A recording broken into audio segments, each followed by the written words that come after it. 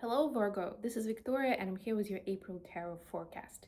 As always, we'll be looking at your love life, at your career space and workspace, and we'll get you guidance on how to best utilize the energy of the months of April.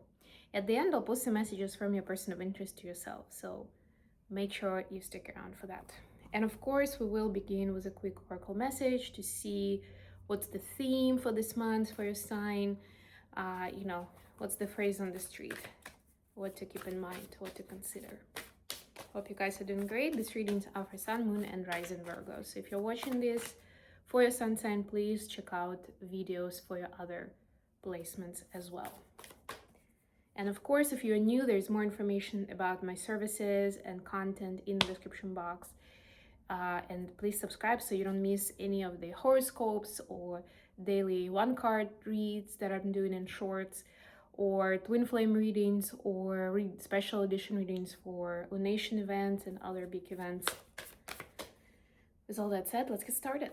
Oh, and of course, I appreciate all your likes, comments, and shares. This helps me circulate this message with people who need to hear it.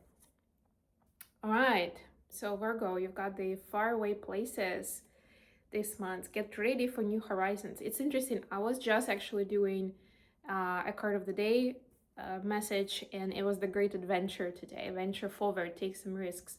For you, it doesn't even emphasize the risks. It's more about, get packed, get your stuff ready. And it can of course be metaphorically, meaning that you have everything you need.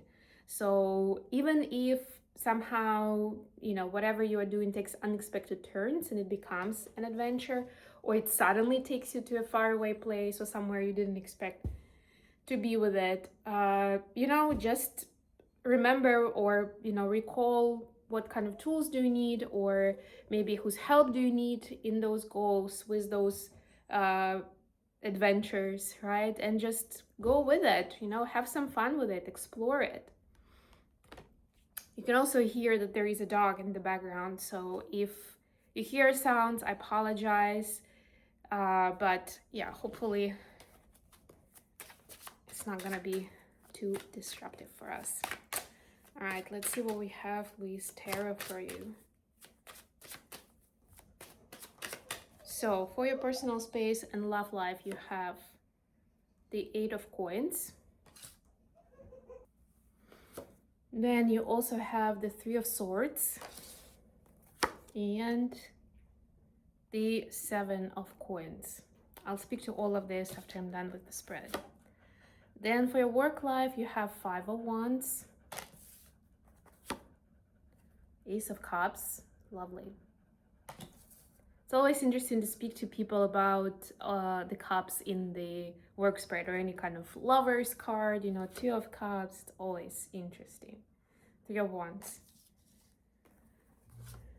And then finally the advice, here we go, that's the major arcana finally. Hermit is your energy, Virgo. Then you have 5 of Swords. And last but not least, Knight of Swords. Okay. So you're establishing the finer details of how you want your life to go, right? And it's up to you this month. Bottom of the deck is 8 of Swords. It's like, it is make or break, but it's up to you. No pressure. Right? Because you can get too much in your head and into your more perfectionist side, which Virgos are known for, right? And drive yourself crazy, or maybe even other people around you, just because it's like, no, it's not good enough. No, it can be even better. Or you can have some fun with it and try something new and explore. And if you think about it, it's definitely part of that message about faraway places, right? To be curious and to be open to doing it differently, to using different techniques, or going out with people that you normally don't go out with, something along those lines. But all of your cards, apart from one, which is just your energy, are minor arcanas, which means that it's really your playground, your sandbox in this case, and it's up to you to explore how you want to shape your lifestyle, maybe your place of living as well, and of course your relationships with other people. So in your personal space, We have 8 of coins, 3 of swords, and 7 of coins. It's like, what's your vision for your ideal relationship? And yes, we can talk about the life partnership here. For some of you, it will be some other relationship. It can be friendship, it can be parent-child relationship, whatever comes to mind when I'm talking about it, right? There's some kind of upset here, right? With the 3 of swords, some kind of pain, right? Like, this is not working for me, or whatever you do, you think you're helping, but you're not. You're only making it worse. For some reason, I remembered, it's a silly example, but just to give you an idea that's a little less abstract. I was taking a taxi over the weekend because I was picking up my rental car and I needed a ride. And it just so happened that I was taking a ride from like a mall area, which is also a bus station. And there is a specific pickup location for all these different ride shares, taxis, everything.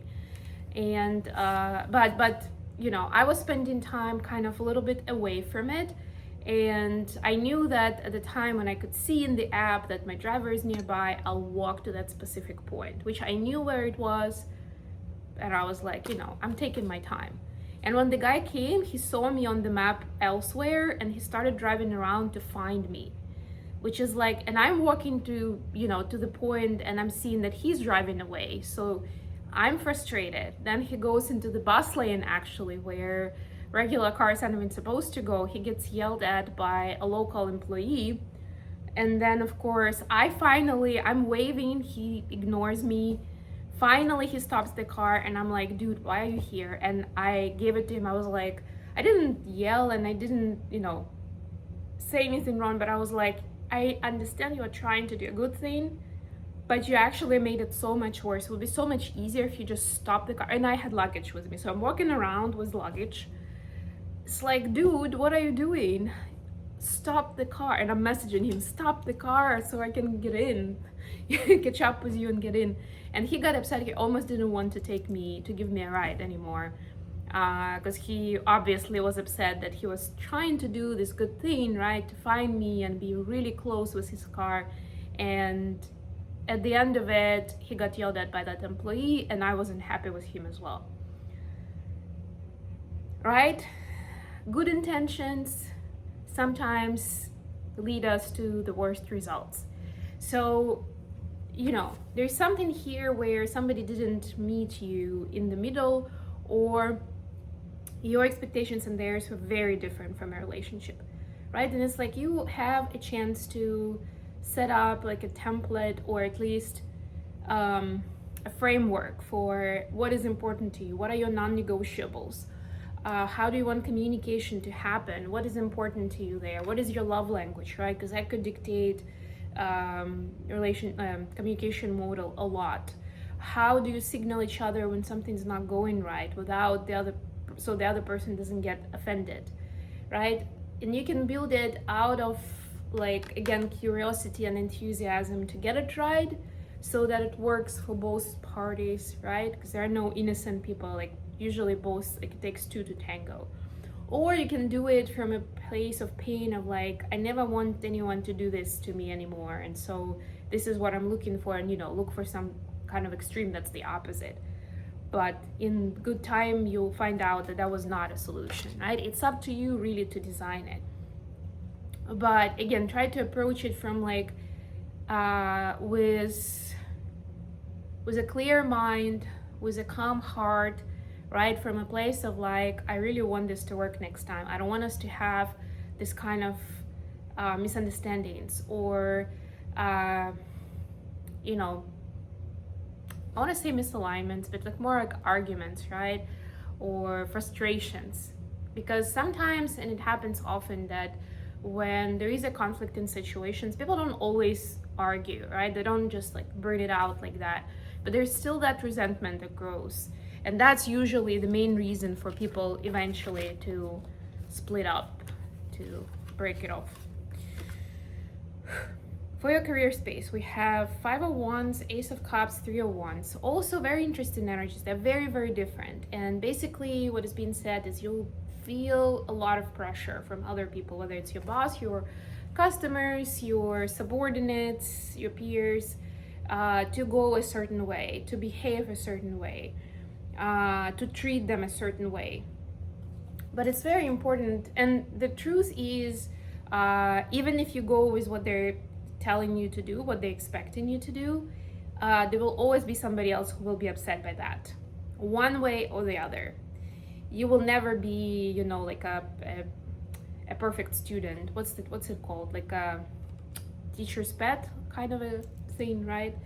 And being a teacher's pet actually also has its downsides, right? Because usually it means that other kids in class are not going to be happy with you because it makes them look bad. Some of them are jealous. There are all kinds of dynamics going on, right? So it's something similar here.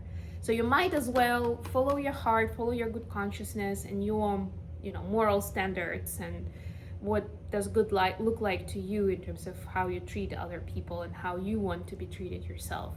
Right? Again, it's about setting intentions. This is also about taking on an adventure, right? Or going to those faraway places, to the new horizons.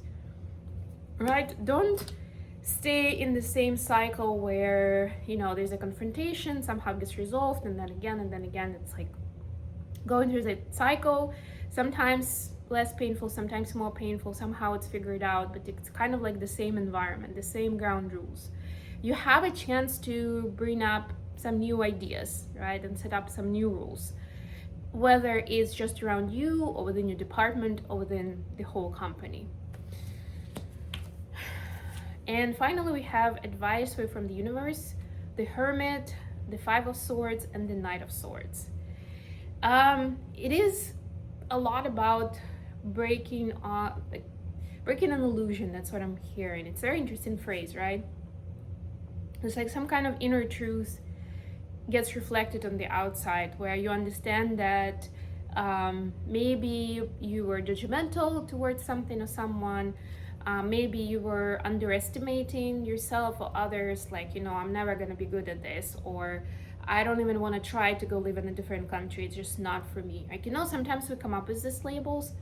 Sometimes they're created by somebody that's not even us. We just take it on. Sometimes we create them, right? But we just kind of like accept them and we run with it. We don't even question them. And this is the time to question.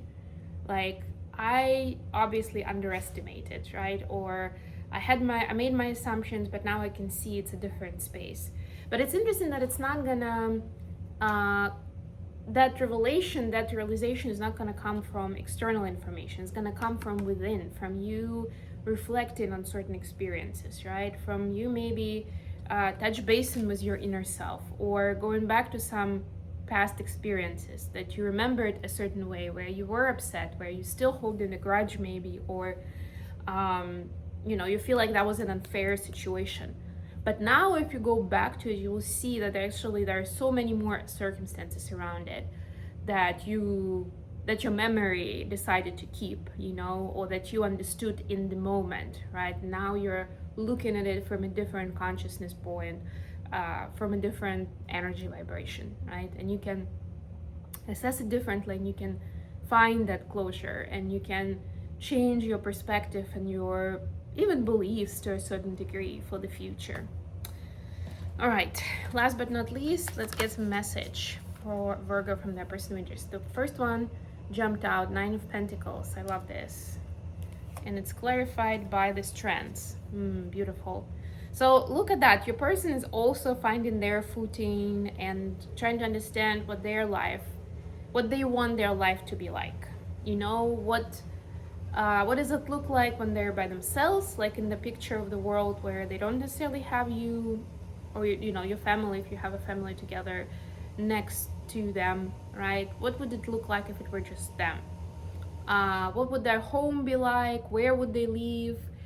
How would they be spending their time outside of work? Those kind of things. All of these different aspects. How would they be taking care of themselves, right?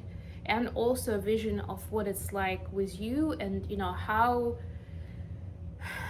can then make it more, can they bring more joy to it, again, for themselves and for the both of you. We just had a very powerful full moon in Libra, which is actually all about these topics, me versus we, and the boundaries in between, right? And how do we find that, how do we meet in the middle where we don't necessarily kind of like step onto the other person's individuality and dreams and fantasies and everything, but we also create a common space, right, where we can both enjoy it, we can be happy together as one entity.